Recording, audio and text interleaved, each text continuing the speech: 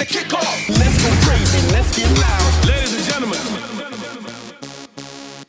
Once again, it's on. What the deal? It's yours truly, Lorenzo Ice-T Thomas of the Sports Brothers, and it's that time. It's time to talk some Miami Dolphins football. Well, preseason game number 1 is in the books, and the Atlanta Falcons come to town where they will have joint practices with the Miami Dolphins in preparation for preseason game number 2, which will be taking place here in Miami, Hard Rock Stadium. I'll be in the building, and of course, I hope to see you there. Now, it's going to be different because there are changes because of the extended season. We now have 17 games, whereas before we had 16. There were 4 preseason games. This year, there's only 3. So Coach Flores had his press conference not too long ago, and of course, he had it today. And one of the questions that were asked was, what are the plans for the preseason game?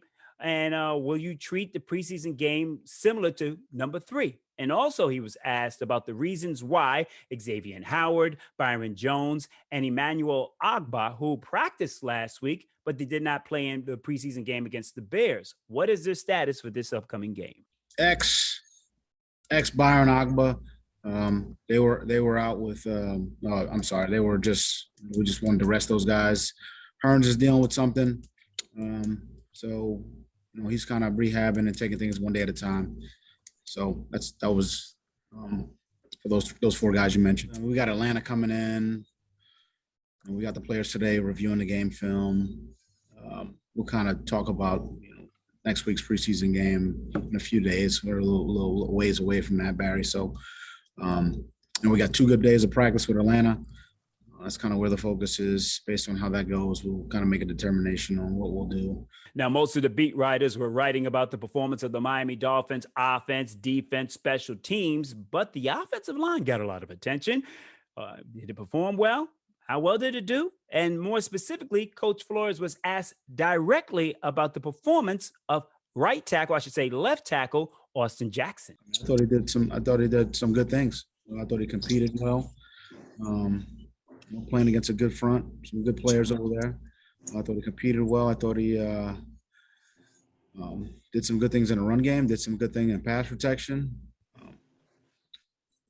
I thought he did a lot of good things. Obviously, there were some instances where his techniques and fundamentals weren't as good, and we're making those corrections right now. But I was pleased with how he played.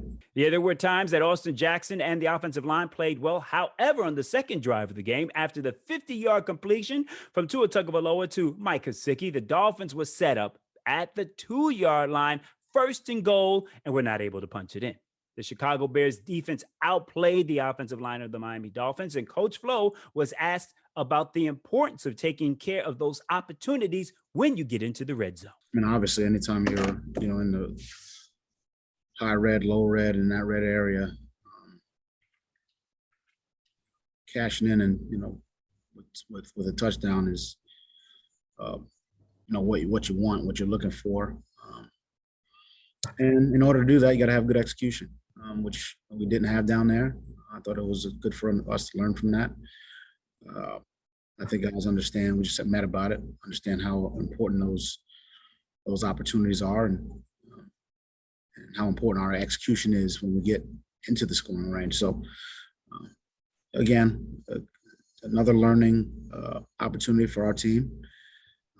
It's good to get down there. It was a good throw and catch by Tua and Mike on a 3rd down. So, that's a positive, but I think it's we got to cash in. Yes, and that was one of the main reasons why the Dolphins could not win this preseason game. They didn't take advantage of the opportunities, even though they dominated the entire first half. However, the offensive line did have trouble running the ball at times, and on that same series, there was some mental errors, and Coach Flo did elaborate on it. Well, we had a missed assignment. It wasn't, on the offensive line, which is where we, had someone unblocked. And if you have someone unblocked down in that area, you need to get a hat on a hat, which we didn't have. So we talked about that already this morning. We got to have good execution down there. All 11 defenders are down there. There's going to be an extra guy. There's going to be an unblocked guy. There's 10 offensive players, a quarterback. So there is going to be an unblocked player, and we either got to combo and try to get that player down, or leave somebody unblocked away from it. And we didn't execute. Now, compared to last year's offensive line, the Dolphins drafted Liam Eichenberg and Michael Deedy has been playing in center. What is their status right now? Yeah, Liam's day to day working his way to get back out there. Saw him at left guard, seen him at right tackle, and I think Solomon did a nice job yesterday. So I think that's a good competition there, left guard with Liam. But like we said, we're going to play the best five. They're all got some versatility. Liam obviously has some versatility, having played tackle and guard, and we'll play the best five guys. And Coach Flo is absolutely right about that. Well, next week, the Atlanta Falcons come to town. Yeah, Matt Ryan will be here. That's a player that we could have drafted. And also Kyle Pitts will be here.